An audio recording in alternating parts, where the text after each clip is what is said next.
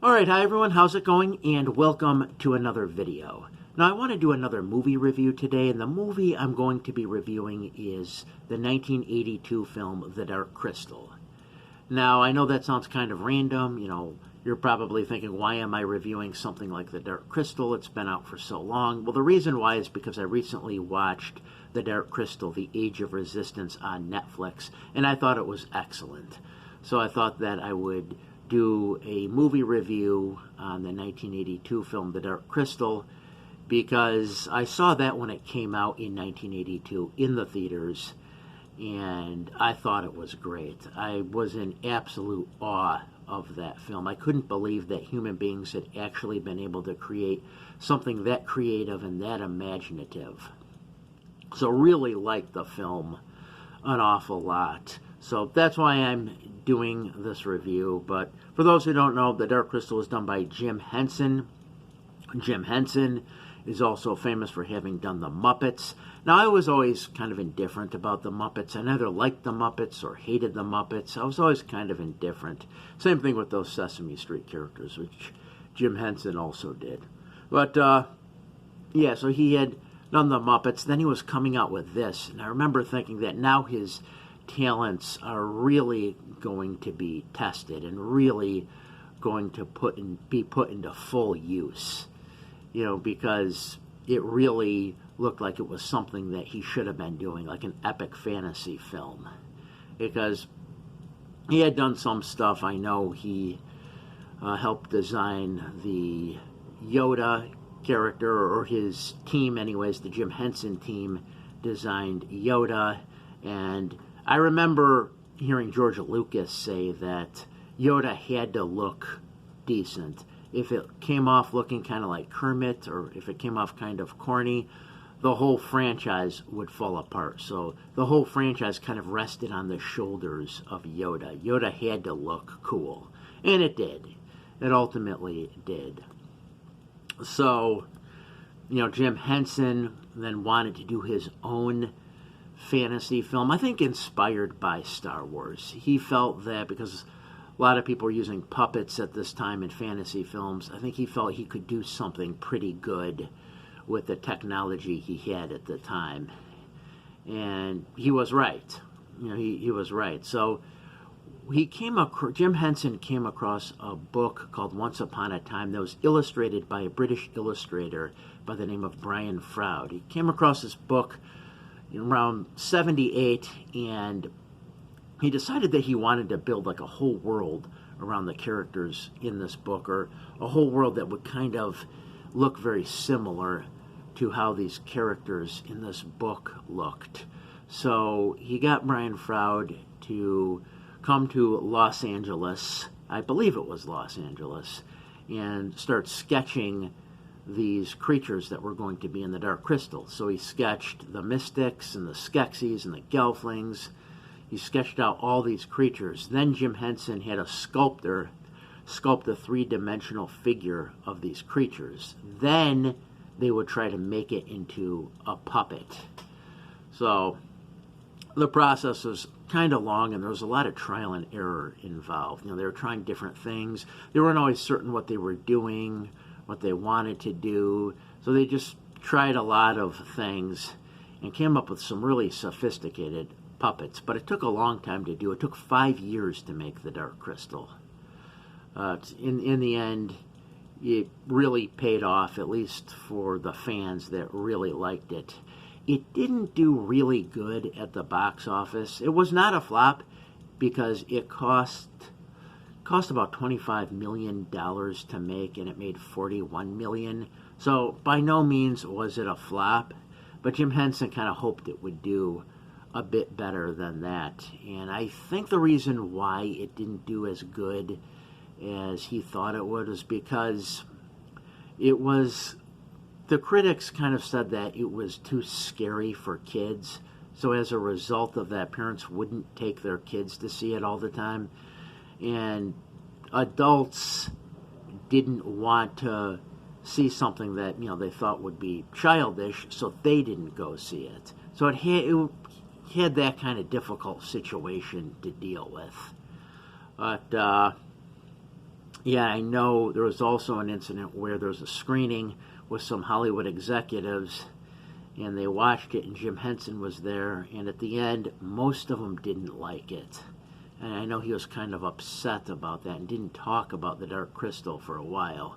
He then later went on to do the film Labyrinth in 1986, and Labyrinth was a flop.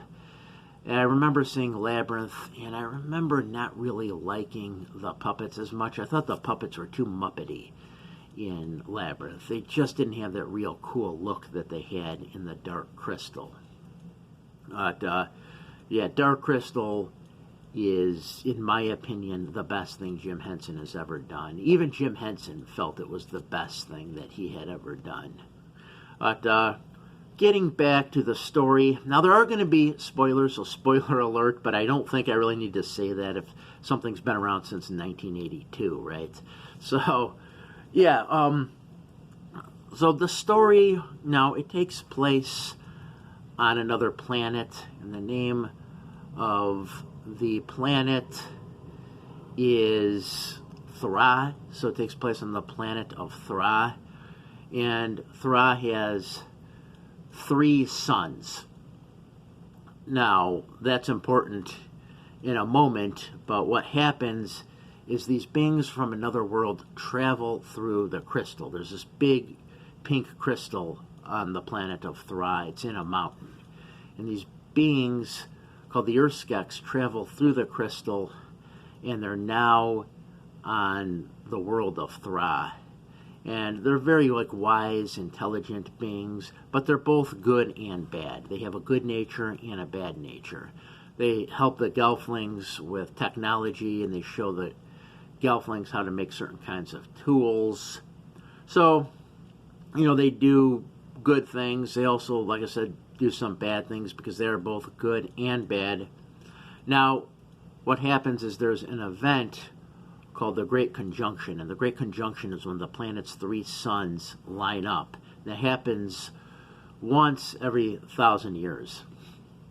So what then happens is the Great Conjunction is about to start. So the Urskeks want to be able to go back into the crystal so they could become a beam of light so they could go back into their home world. Because apparently they were exiled.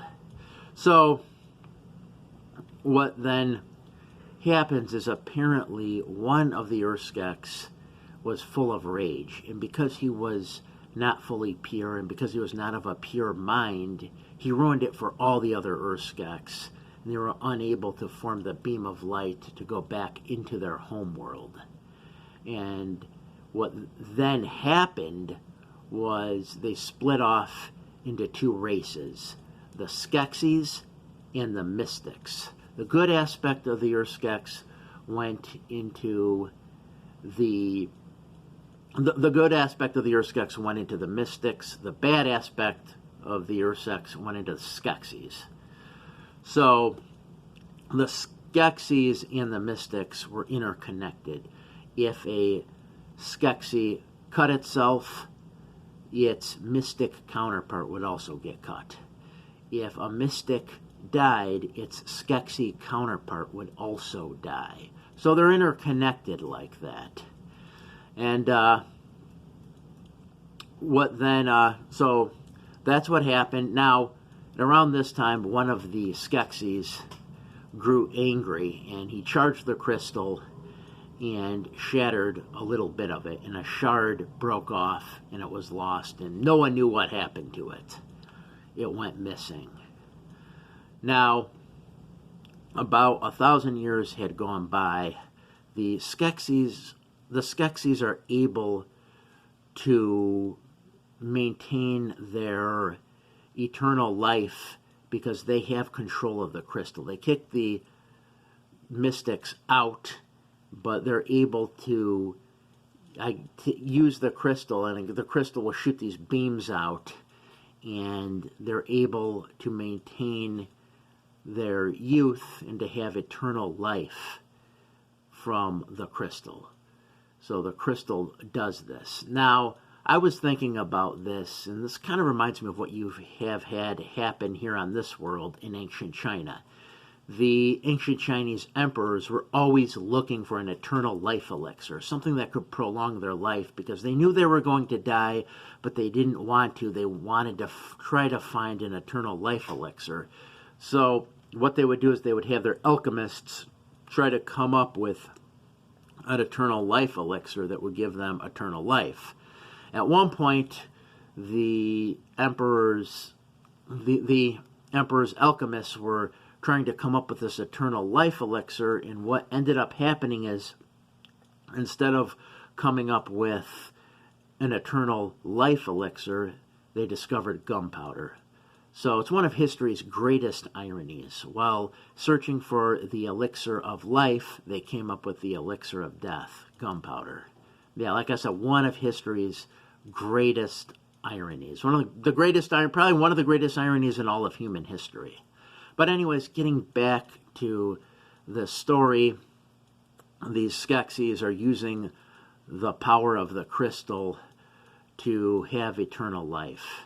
And now they've lived for nearly 1,000 years as Skeksis, and the third great conjunction is about to begin. Now, another thing that does happen is all of a sudden, out of nowhere, the crystal stops beaming, shooting beams out at the Skeksis and giving them eternal life. It stops working, and they don't know why. It's just not working anymore. So their scientist comes up with another way of obtaining eternal life by capturing gelflings and using the essence of gelflings to prolong their life. So what they would do is they would chain the gelflings down into a chair, and then they would have them face the crystal, and the crystal would suck their essence out and then put their essence into a bottle, and then they would drink the essence. So that's how that would work. Now, gelflings, just to let you know, they're creatures that are kind of like fairies. The female gelflings have wings, the males don't. They're very fairy-like, or I guess you could say kind of hobbit-like or elf-like. They have a very human-like appearance, and, they inhabit this world. Now, by the time the Dark Crystal starts, supposedly almost all the gelflings have been killed because the Skeksis were drinking their essence. Now, what had happened is, as the Skeksis ran out of gelflings, they began using another creature called podlings. And podlings, I would say, are probably the most Muppet-looking creatures in all of the Dark Crystal, the podlings. But supposedly the podling essence is not as powerful as the gelfling essence, and the podlings just aren't cutting it. So the Skeksis are kind of bothered by this. They're starting to crumble, they're starting to decay. I think one of them just crumbles, and then its mystic counterpart dies as well. But they're starting to crumble. They're basically like animated corpses at this point. But they're trying to prolong their life so they could live as long as they can. Anyways, the main protagonist is a gelfling by the name of Jen. And Jen is raised by the mystics. He was raised by the mystics after the Skeksis had killed his parents. So one of the mystics tells Jen that he needs to go on a quest to find the crystal shard. He's then to take the crystal shard and to put it into the crystal before the third great conjunction happens. If he doesn't do that and the third great conjunction happens, the Skeksis will rule that world forever. The Skeksis have already taken control of a lot of things. Like I said, they have the crystal, they have the castle. They kicked the mystics out of the castle. They didn't kill the mystics, because if they killed the mystics, they would also kill themselves. Because like I said, they're interconnected. Now, Jen then begins his quest. he's told that he could find the crystal in like an observatory that a creature by the name of Aughra has. So he goes to this observatory, he finds Aughra there, and Aughra is like a monster-like creature, very much like a female version of Yoda. She seems very Yoda-like to me. He plays a flute, and as he plays the flute, the proper crystal glows. So the crystal glows, and he finds the right one. As he does this, the Garthim, which are the minions of the Skeksis, break into the observatory. Now what the Garthim are, there's these like beetle, crab-like crustacean things that the Skeksis control. And I'll get to more about how they're created in a moment, but anyways, they break in, and Jen flees, they capture Aughra, but Jen, like I said, is able to get away. He's then traveling through the world, and again, they show you what the world's like, and, how cool it looks. Now, to some degree, you could almost say that this is kind of post-apocalyptic, because this happens kind of in like a dark age after the darkening had occurred. And the series mentions a little bit about the darkening. I don't think they really get too much into it in the movie. But even so, there's these cool-looking forests and all these strange-looking creatures in them. I just love the way they did all this. But anyways, he comes across another Gelfling by the name of Kira, and she has the ability to talk to animals. And she summons these Landstriders. Now, when I was a kid and I saw this, I thought the Landstriders were really cool. Supposedly, what had happened is, on the set of the Jim Henson Studios one day, a guy who was a clown walked into the studios, and he was like a stilts clown. Jim Henson took one look at the clown and the stilts, and he basically said, I could make a creature out of that. And he did, the Landstriders. So what then happens is Jen is on one Landstrider, Kira's on the other, and they run into the Garthim, and a fight ensues. They end up falling off this cliff. Kira grabs Jen, and she has her wings, so she's able to fly to safety. And then around this time, she ends up getting captured by one of the Skeksis known as the Chamberlain. So the Chamberlain, who I believe was exiled from the Skeksis at this point, ends up capturing Kira. Jen cuts the Skeksis' hand, so he's able to escape, but they take Kira and they put her in that chair and chain her up, and then they show her the crystal. They try to drain her essence because she's a Gelfling, and they want her essence because, like I said, it's the good essence. As they're doing this, though, she controls the animals, and all these animals that they have in cages break out, go all over the place, and the scientist ends up falling down into this pit. Now, Jen then makes it to the castle. At this time, the Mystics have also been traveling to the castle, and they're there as well. So the Skeksis and the Mystics are in this castle, and the third great conjunction is about to begin. And Jen jumps onto the crystal, and he sticks the shard into this perfect hole. I don't know, this crystal's like a perfect icicle shape, so he's able to stick it in. How that happened, I don't know, but somehow that did. And as he does this, the Skeksis and the Mystics become the Urskeks again.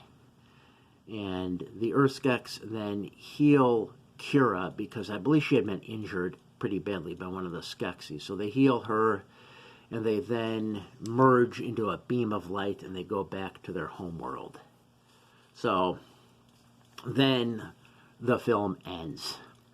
And, like I said, it's an excellent movie. In my opinion, the best thing Jim Henson has ever done. Now, there's a prequel, and spoiler alert, because I'm going to talk a little bit about the prequel.